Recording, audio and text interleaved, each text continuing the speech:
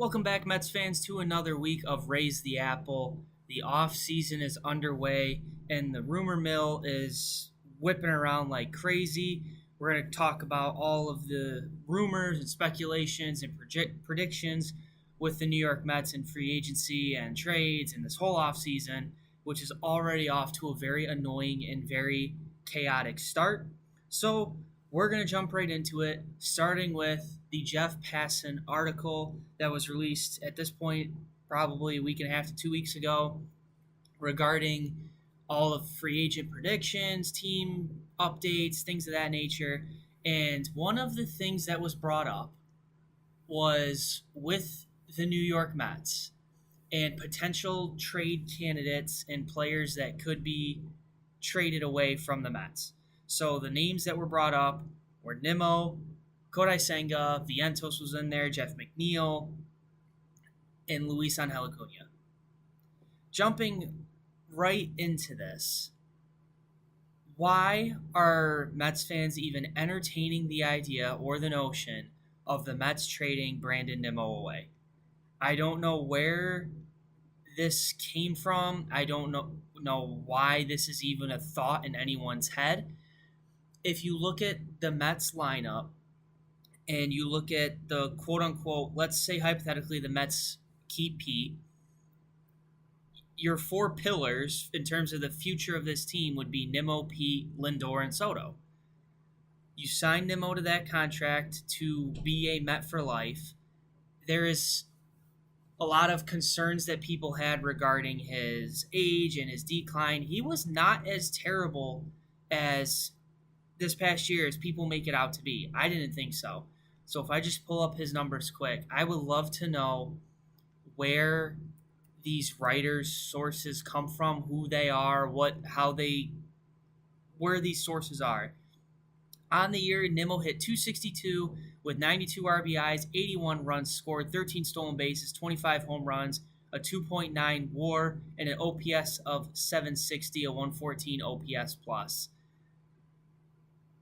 In terms of home runs, I'm just doing a little comparison here. In terms of home runs, it was a career high. He had 24 in 2023. He had 23 in 2024, and then 25 this year. 92 RBIs was a career high. Hit 262, which is not the highest he's hit for his career. It depends how you count 2021, considering he only played 92 games. Hit 274 in 2022 and 2023 across 150 games, and then 262 across 155 games this year. In terms of games played, it was the most of his career. And in terms of WAR, it was in the middle-ish of terms of the production that he's brought to the Mets since being called up back in 2016. Again, I don't know why we are even entertaining the thought of the Mets trading Brandon Nimmo. To me, he's a leader of this team. I know there was whatever Adam Ottavino is, his side quest is to, he called out Mendoza and his bullpen management. He called out Nimmo, who was upset apparently over Andy Martino when Andy Martino made a all New York team and put Alex Verdugo in left field over Nimmo, and Nimmo had a problem with it, and how Nimmo has a problem with Lindor being referred to as the de facto captain. All of that to me is a bunch of crap. I don't know where Adam Ottavino got this information, or unless he saw it firsthand, or what his end goal is. But to me, what we've seen from Brandon Nimmo, the quote-unquote happiest man in baseball, he's hustling every play, even on walks. He plays the game the right way. He's one of the fan favorites. He's one of the leaders of this team. He's been productive for this team. I don't know where the thought process is of why the Mets would even consider trading him, what they would even get for him in return. And if the concern is his age and quote-unquote declining performance, and what are you going to get for him? Where's he going to go? I mean, he's never been known as a superstar defender, but he has been solid in the outfield. He has shown glimpses where he's been very good. His base running is his hustle is his main thing, and he hits he hits in that Mets lineup very well. Now, the problem to me with Nimmo is he is not a cleanup hitter. And that is not on Nimmo. That's on Mendoza for continuing to put Nimmo in the cleanup spot in the lineup. For me, I think that if, again, let's assume Pete stays with the Mets. You have Lindor and Soto in some order, 1-2. Or you can put Lindor, Nimmo in 1-2, or Nimmo, Lindor, 1-2. You have that flexibility in that top two spot with those three guys. In the three hole, maybe you put Soto, Pete, your cleanup hitter. Brandon Nimmo, this was my biggest gripe that I had. 9 times out of 10, I take Mendoza's side. But the one thing that bugs me with Mendoza is why he's so insistent on Nimmo being a cleanup hitter.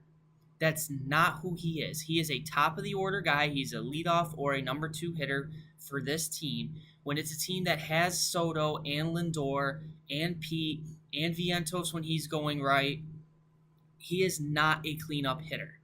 To me, I would probably have Lindor, Nimmo, Soto, Pete. Would probably be my preferred 1 through 4 for the Mets. Why is that? So, cleanup hitter, self-explanatory. Leadoff hitter, self-explanatory, the way baseball's always been. The 2 and 3 holes have kind of changed over the years. The 3 hole used to be your best hitter. It's kind of changed where teams are starting to put their best hitter in the 2 hole or in the leadoff spot. In the Mets case, if you argue Lindor being the team's best hitter, moving them up in the order to give them extra at-bats, to get on base and set the table for the big boppers that are coming behind them.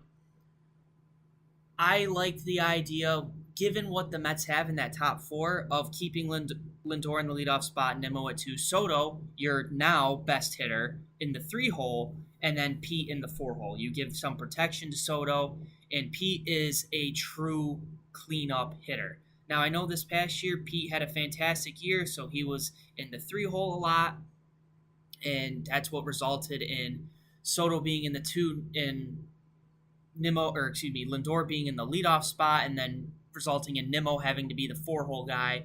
And then because of Vientos having a down year at the start of the year, instead of him being in that cleanup or 5th spot, he's down in the lineup. Jeff McNeil's hitting 5th. It was the lineup construction I was not a fan of because Nimmo is not a cleanup hitter. Plain and simple. That's just not who he is. He's not a guy that's going to hit you 40 home runs and drive in over 100. I know he drove in over almost 100 this year, but for me, that was part of where the production may have been an issue for this year, was because of where he was in the lineup. I think Nimmo provides a lot more value to the Mets at the top of the lineup in the leadoff spot or in the 2 hole as opposed to the cleanup spot. Again, I don't know where writers get who these sources are, where they come from. I'm in the mindset of, if Jeff Passan's saying it, there must be some legit stuff to it. This is the one time where I don't know if I'm fully in agreement on what Jeff Passan is saying, because, again, I don't understand why the Mets would be in a position to trade Nimmo. That's not a win-now move. And again, I don't know where he would even go. I know the Astros have been proposed. I know Colorado's been proposed because it's close to home. I don't understand that. I don't understand that. But again, that's the way the media works, especially in the offseason. You're trying to get the most clicks. You're trying to gravitate attention towards the team in the offseason, and bringing up Brandon Nimmo trade rumors apparently is the way to do it now. The Mets historically have been pretty solid for the most part in not letting that stuff, I feel like not letting weird rumors like that come out. David Stearns and Steve Cohen have been very transparent in the way they have been doing things, to an extent, transparent as much as they can without, dealing their hand. But I don't know why you would trade Brandon Nimmo. I think that would be the dumbest thing ever if you're the New York Mets. I know I'm definitely in the minority on this one. I also think it would be a dumb decision for the Mets to trade Kodai Senga. It is being reported that teams are inquiring on Senga. The Mets could be likely to move him because other teams see his upside. The Mets may be making way for the Mets. The Mets starting rotation in general is probably going to be somewhat overhauled into next year. Right now, with releasing Frankie Montas, the bullpens we'll talk about at the end. But from a starting rotation standpoint, Tyler McGill is going to be out all of next year. You released Frankie Montas, who was going to be out anyway throughout the year. Christian Scott's coming back from injury. So right now, the rotation in some form is going to consist of Manaya, Peterson, Senga, the three young guys in Tong, Sproat, McLean, and Christian Scott. So you have 7 starters right now. On paper, that is not terrible for the Mets. That's not the production last year. There's a lot of factors that play into it. Look at Senga and Manaya, both battling injuries all year. With both of them, I'm not fully convinced that either one of them was fully healthy when they came back. I think the Mets saw their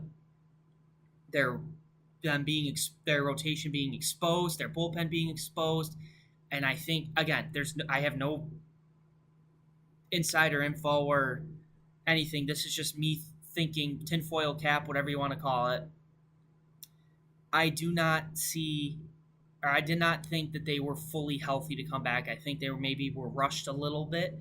And when it comes to Manaya, that's to be expected when he's coming off a serious arm injury and then he's just rehabbing his way back. And then with Senga, that's the price you pay sometimes with Japanese pitchers, is when they're healthy and when they're playing, they are very good, but health is sometimes a concern with them, and coming back from those injuries is sometimes a question mark. There's no doubt when Kodai Senga is healthy and on, he is one of the best. He's the best pitcher on this staff, and he's one of the best pitchers in the National League. He was getting Rookie of the Year and Cy Young votes his first year. He was out until that injury when he came in his return in 2024, and then this past year was just filled with injuries. I'm going to call this year a wash on the Kodai Senga front, or this past year. David Stern said at the start of the offseason that they expect Senga to be a fixture in their rotation. I'm going to take that he's not being moved, but then there's reports from Martino that he's expected to be moved. I don't want to trade Senga I don't know how I want to word this. It's dependent on what you're getting back. If the Mets are trading Senga for the chance of getting Sandy Alcantara, I can never say his last name, Sandy Alcantara from the Marlins. If you want to get Sandy, well, injury is also a risk there. If you want to get a frontline guy, that's always going to come with risk. There's reports of the Mets being in on Tarik Skubal. Would I love Tarik Skubal? Absolutely. Is it going to cost a lot to get Tarik Skubal? Absolutely. Am I comfortable giving up that much for Tarik Skubal? Only if the Mets are extending it. I do not want to give up that much for 1 year of Tarik Skubal. I know, again, I'm probably in the minority on that if I'm the Mets, or from a Mets fan perspective. I think Senga, when healthy, provides too much upside to this rotation. And I know health is a huge question mark, but that's the name of the game with pitchers now. Pitchers and being healthy is not always they don't always happen together at the same time. And I think that Senga has proven he could be a legitimate number 1 in this rotation. Again, he just needs to be healthy, and that'll be the big question mark with him in 2026. To me, he's in a spot like Nimmo where are you really getting that are you really going to be able to get that much for him unless you're taking on a lot of that money? And same thing with Nimmo. Unless you're eating a lot of those dollars, are you really going to get that much for Senga or for Nimmo? I don't think so. And to me, I think Christian Scott's going to be good. I think he's going to be good for a long time for this team, but are you going to bank on Christian Scott coming back healthy and producing? Nolan McLean and Brandon Sproat, we've seen what they could do. Jonah Tong probably was rushed a little bit, but saw how good we think he's going to be and how he can be. So are you going to bank on the young guys as the season goes on? I know the Mets are going to be in play, and I expect them to make a move for a big starter, whether that's Valdez or Cease or King or whatever the case is. I expect the Mets to get a high end starter in the rotation for next year, whether that's free agency or trade. I think it's more likely it happens via free agency. If it happens being trade, it's going to be because they're clearing out that log jam at second, third, and center field, whatever, however you want to group that together. They're going to be clearing out that log jam to get a starting pitcher in that spot, which carries into Acuna, McNeil, and Vientos. With those three being brought up in the trade rumors, Vientos, see, this is why I would be a terrible GM. I like the roster on paper. I like the roster the Mets have. I think there's a lot of upside to it. I think there's a lot of wins in that lineup, and I think that is a postseason threat lineup and a World Series contending lineup. It's very hard to win a World Series. It's very hard to get all those guys clicking on the same page at the same time. Understandable. Vientos, we saw in 2024, I think, how great he can be. Last year was, I think, a textbook definition of a sophomore slump for Vientos. And he did pick it up towards the end of the year, so I think that was a great positive heading into the year. The Mets are protecting themselves a little bit, having him play some first base this offseason, or work at first base in case they can't keep Pete. And if you don't feel ready yet, bringing up Ryan Clifford from AAA, you have Vientos that can play first base. And his bat, I think, is just too valuable in the lineup for the Mets. And McNeil, I've always been a fan favorite of McNeil. I think a lot of Mets fans don't want McNeil because of the quote-unquote attitude issues.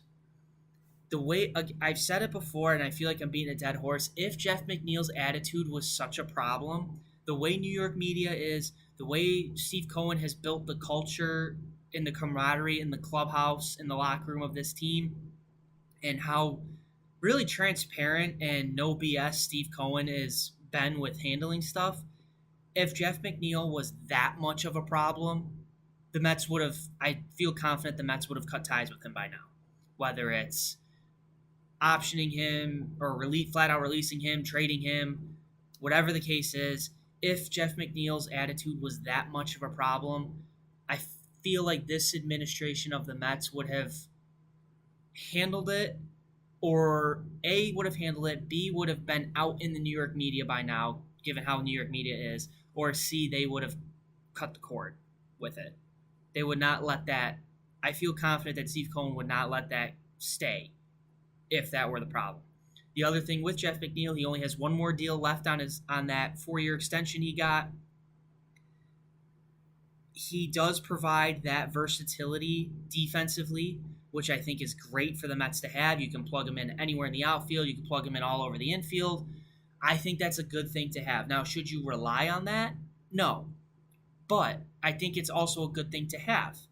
Because crazy things happen. If an injury happens here and you need someone to plug in there temporarily or whatever the case is, I think having that versatility is very good for the Mets.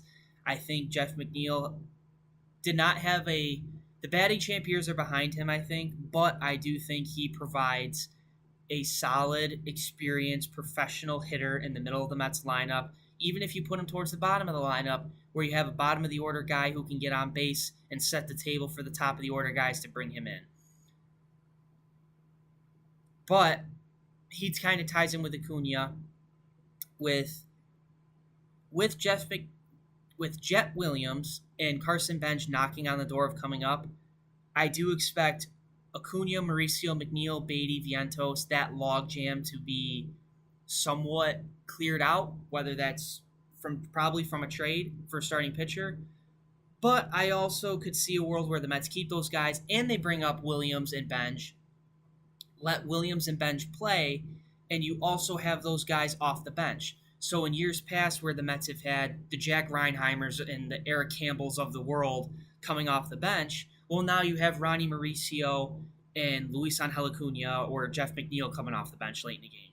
You have a little more experience and more reliable bats coming off the bench late in games or coming in defensively or pinch running, whatever the case is. I would like to see the Mets maybe keep those guys and have a deeper team, but you also don't want to ruin their development because they're not playing consistently. Ronnie Mauricio, we haven't seen fully what he can do. He's still so raw because of the injury and because of just lack of playing time because there's not really a spot for him.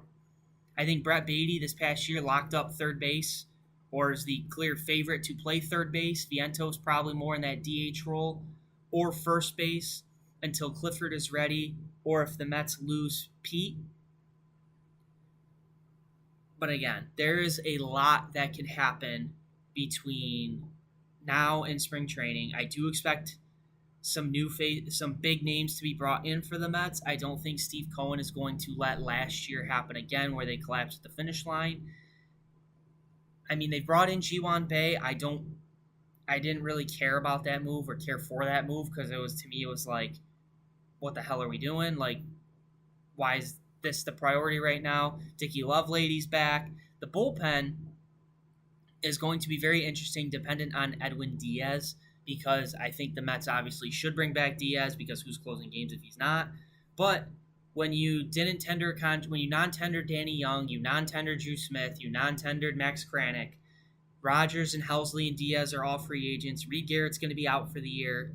That bullpen is a mess right now. I think prioritizing keeping Edwin Diaz so you have the ninth inning lockdown and then branching out from there is going to be very important for this team. And you can never have too many arms. I would love to see Drew Smith back. I think Drew Smith was a great arm for the Mets. It was just coming back from injury. Danny Young and Max Kranick were great stories. They were phenomenal for the Mets, but just long injuries. The non-tendering them tells me that the Mets are going to completely overhaul that bullpen. I hope Edwin Diaz is at the center of it, but the way baseball is, you never know. I do feel confident the Mets can keep and will keep both Diaz and Pete, but I don't think they're going to wait around for them like maybe they normally would. I'm just spitballing. I could be very wrong in that. But I do anticipate this being a very busy offseason for the Mets, and I'm very interested to see what direction they go from a starting rotation standpoint, from a bullpen standpoint, and how they clear up or make that logjam between third, second, and center work. But we're going on almost 25 minutes here, so that's pretty much going to wrap it up for this week of Raise the Apple, kind of touching on the Senga and Nimmo trade rumors, what the Mets' plans are. Don't put too much stock into what New York sports media is saying. Don't rely on the people on Twitter. There's so much fake news out there that it's why even bother paying attention to it. But make sure you follow on Twitter at Zach_now. Follow on TikTok at RTA_pod. Subscribe on Apple Podcasts. Subscribe on YouTube. And we will see you guys next week or sooner if there's more news that transpires, maybe some general MLB offseason updates, or if the Mets make some sort of move in the near future. Catch you next time. Make sure you subscribe, and let's go Mets.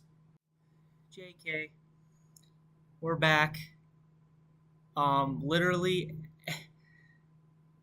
forget everything I just said for the last 24 minutes. As I finished recording, per Jeff Passan, the New York Mets and Texas Rangers are finalizing a trade that would send second baseman Marcus Semien to the Mets in exchange for outfielder Brandon Nimmo.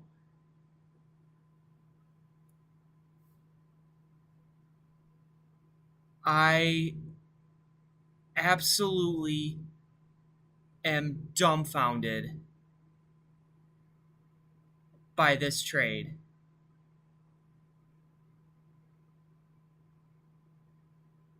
My camera's not working, so you can't see my face right now. I cannot believe the Mets actually just traded Brandon Nimmo.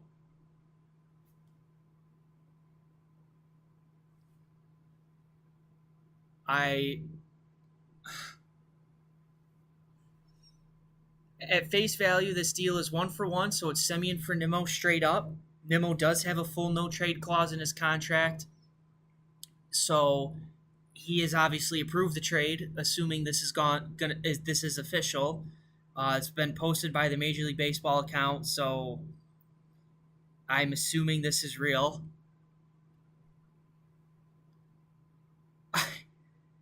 I have no words right now. I have no words. I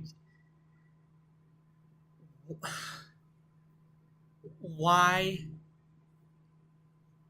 getting Semien, getting another infielder, also also pretty much has the writing on the wall for McNeil, most likely McNeil or Vientos.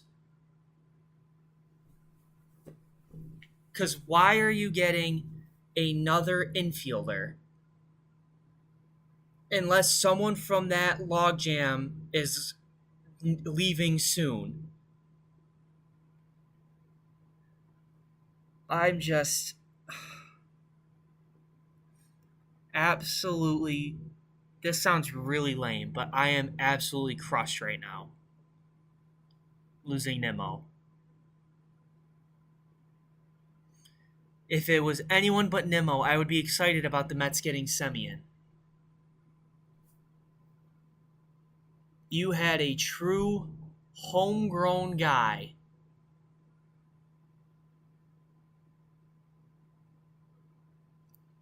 And from David Stearns, of all people, to make this move is the craziest part about it.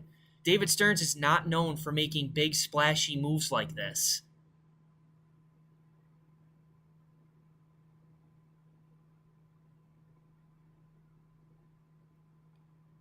I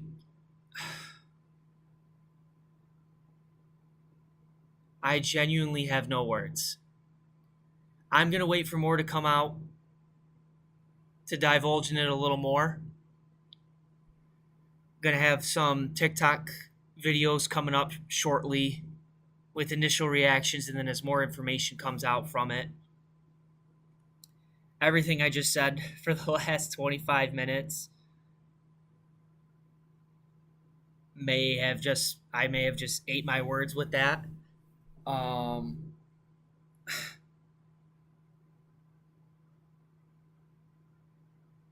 I am not happy right now. I do not like this trade for the Mets at all. There has to be more to the story. I just. This sucks. I hate this trade already. I.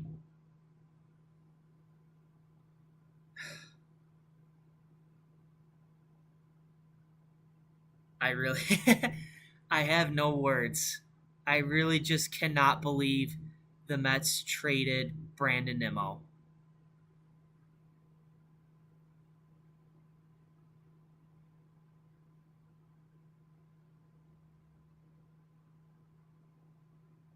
Marcus Semien's 35 years old.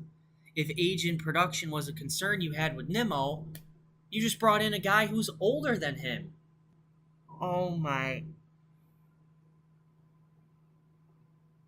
I'm going to go make some videos for TikTok. Well, when more comes out, hopefully within the next week's episode, we'll go down in it a little more. But make sure you subscribe and let's go Mets.